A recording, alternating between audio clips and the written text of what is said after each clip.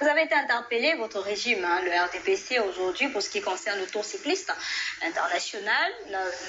Le trajet ou alors le segment de Douala a été interrompu pour cause de pluie et de nids de poules. Ça fait pas bonne image quand même, non, pour le pays? Lorsque vous voyez le Paris-Roubaix, ça se fait dans la boue et où à la fin du Paris-Roubaix, le cycliste qui est le plus propre, c'est celui qui permet qu'on puisse même lire de manière distinctive son maillot. Non, mais là, c'est des trous, des nids de poules. Ça ne vous étonne pas, ça ne vous émeut pas lorsque ça se passe dans l'Hexagone et tout. Non, c'est pour vous dire que tous ces éléments-là peuvent être bel et bien des facteurs pour pouvoir mieux concourir dans le cadre de cette course. C'est triste.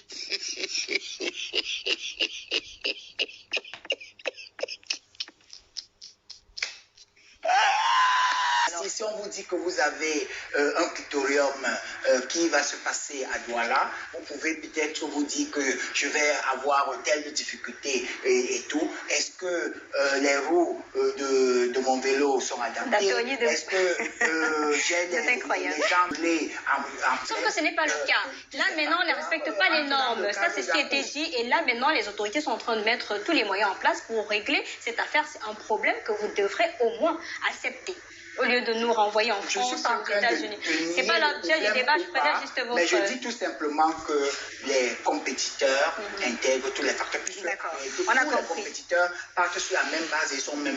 On a compris, les compétiteurs, mettez dans votre tête que nous sommes à Douala, on a des nids de poules et puis on va fonctionner avec, selon le RDPC de Youth, sur ce plateau. Je souris parce que ça me rappelle une phrase de l'un de mes maîtres.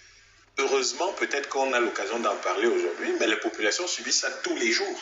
Et je ne comprends pas comment dans une ville comme Douala, 50% du PIB de la CEMAC, n'est-ce pas? Oui.